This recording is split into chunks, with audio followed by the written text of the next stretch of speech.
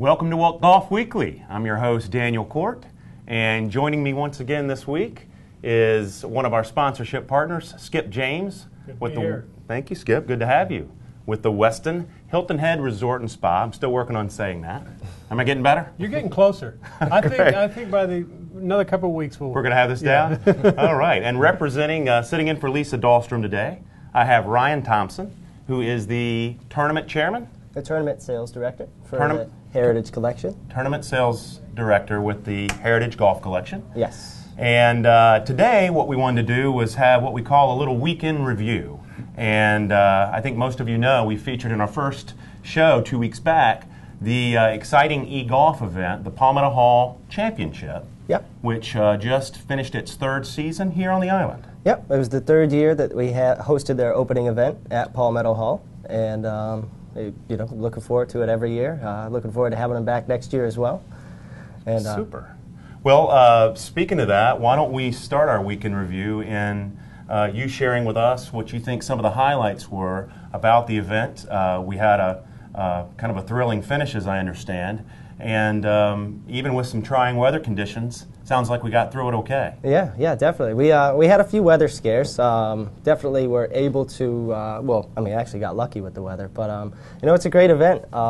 We look forward to it every year. It's something fun that our members really get involved in as well, and with the field of players that come out, it's a truly talented field that comes out. You're really looking at the pros of tomorrow out there, and they came out and they put on a show as we had hoped for. It came down to, I want to say with the last 3 holes to go, that there was probably 10 to 12 players within 2 strokes of winning the event. And in the last 2 groupings, 2 players who had opportunities to actually, tie to force it into a playoff. But Brent Delahousse was able to hold on and walk off 11 under and win the event, which is great. So Brent Delahousse was your eventual champion? Yes, he was. He ended up winning it on 18. He parred 18 and was able to walk off with the win.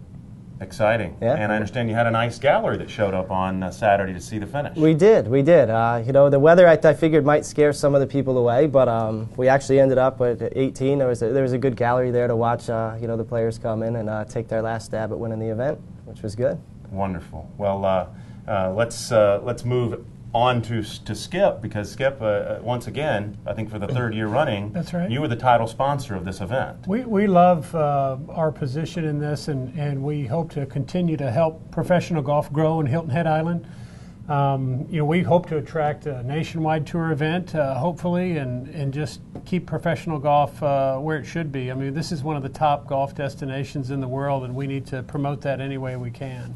No question. This was a successful event for us. We had a lot of families coming year over year, enjoyed the resort, and it's so convenient. And everywhere you go, anything you want to do on Hilton Head Island is just a few minutes away, and this is what part of why makes it a unique golf destination.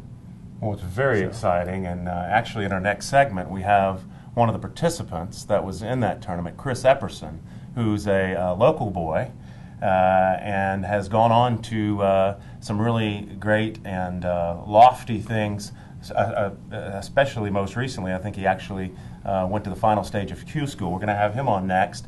But I understand he had a top 10 finish this week. He did. It's actually the 3rd year in a row where I believe he has had a top 10 finish. The first year he finished, I think, tied 4th, and then was able to finish top 10 the 2nd year. And he was right there at the end again this year. I think he caught a couple of bad breaks towards the end of the event, but he was 2 strokes off. He was one of those 10 players I was talking about who, with 3-4 holes to go, was right there and had a chance to win it. That's exciting. Well, we love supporting the event, but it's always nice to see some of our own boys, if you will, perform well in these local events. I'm looking at this Accenture Match Play Championship, and I have a feeling by the end of this year we'll see Chris's name on here. And you think so? For next year. So. Well, we'll ask him what his thoughts are on that. And thanks for the segue, because we've been talking a lot of local golf for the last few weeks. We wanted to move off the local scene just a little bit and talk about the upcoming WGA Accenture World Match Play event. I think that's particularly exciting as a golf fan. It's the only real match play event that the tour sponsors every year. And match play is obviously a very different animal, as most of us know. One, it gives us this beautiful 64-player bracket, kind of like your NCAA basketball brackets, where You can print them up on PGAtour.com and take them into your office and have a nice little competitive office pool. And we're going to have a little Golf Weekly office pool. We're going to announce our winner next week. I see Mr. James over here has already worked through his bracket. What do you got there? I have. Well, I have 4 great choices coming into the championship. Jim Furyk, obviously, who's wearing the Westin brand everywhere he plays. But that's not why you picked him. No. This guy's, I mean, he is solid, a machine, and I think he could just methodically make his way through to the finals. Down in the Ben Hogan bracket, I got to root for David Toms. He's a hometown hero of mine. Not a bad pick in match play. Former champion, too. Former champion. He has got what it takes for sure.